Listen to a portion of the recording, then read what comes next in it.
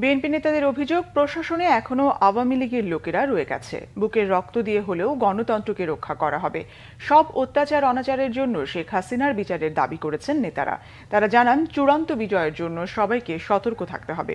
আরিফুল ইসলাম মাসুম ও জাহাঙ্গীর আলমের তোলা ছবিতে রিপোর্ট করছেন সিকান্দার রেমান। আন্তর্জাতিক গণতন্ত্র দিবস উপলক্ষে বিএনপির সমাবেশ। নয়াপল্টনের কেন্দ্রীয় কার্যালয়ের সামনে দুপুর 2টা থেকে সমাবেশ শুরুর কথা।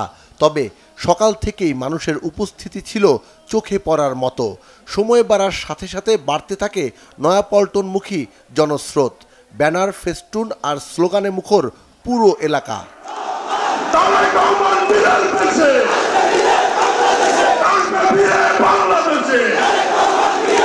দুপুরে যখন সমাবেশ শুরু হয় তখন পল্টন ছাড়িয়ে লোক সমাগম ছড়িয়ে পড়ে আশপাশের সড়কে।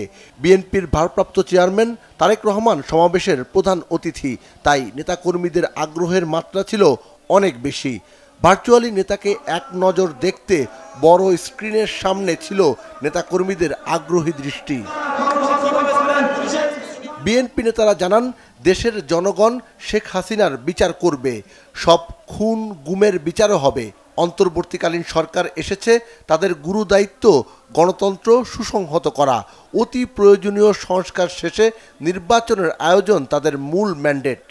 গণতন্ত্র পুনরুদ্ধারের লড়াইয়ে আপনারা আমরা সবাই ছিলাম, এখনো আছি, ততক্ষণ পর্যন্ত থাকবো যতক্ষণ পর্যন্ত এদেশের মানুষ তার ভোটাধিকার ফেরত পাবে না, দেশের মালিকানা ফেরত পাবে না।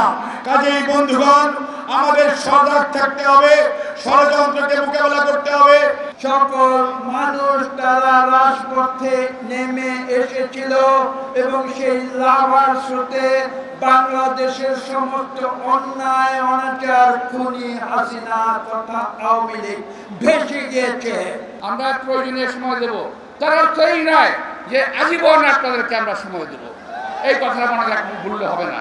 কিন্তু আপনার ওই বক্তব্যে মনে হচ্ছে আপনারা যে আজীবন ক্ষমতায় থাকতে চান, সেই চিন্তা করবেন না। সেই দুঃশাসন, সেই দুশ্চিন্তা করলে কিন্তু ভুল চিন্তা করবেন, করেন না। 1000 রাজনৈতিক দল করেন, কোনো অসুবিধা নাই। বুকের রক্ত দিয়ে হলেও গণতন্ত্রকে রক্ষার কথা জানান বিএনপি নেতারা। তারা জানান, ছাত্র জনতার আন্দোলনে মানুষ তাদের অধিকার ফিরে পেয়েছে। তবে মূল যে অধিকার, ভোটের অধিকার, এখনো প্রতিষ্ঠিত হয়নি। 16 বছর যে আন্দোলন করে আজকে যে অবস্থায় বিজয়ের দ্বার প্রান্তে, এই বিজয়কে সফল করার জন্য আমরা সকলে ঐক্যবদ্ধ থেকে, আমরা সাবধান থেকে অগ্রসর হতে হবে। আমাদের বিজয় এখনো হয়নি, বিজয় আমাদেরকে ছিনিয়ে দিতে হবে। সরকারের যারা দায়িত্বে আছে তাদেরকে অনুরোধ করতে চাই, এখনো আমাদের মধ্যে, সরকারের মধ্যে সেই সরকারের অনেক প্রেতাত্মা অবস্থান করছে।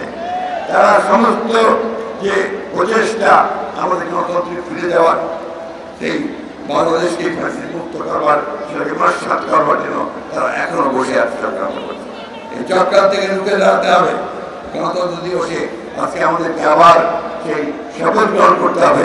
যেভাবে বুকের রক্ত দিয়ে আমাদের ছেলেরা এই সুযোগ সৃষ্টি করেছে, বুকের রক্ত দিয়ে হলেও আমরা আমার সেই সুযোগকে রক্ষা করবো, বাংলাদেশকে সত্যিকার অর্থে গণতন্ত্রের রাষ্ট্রে পরিণত করব।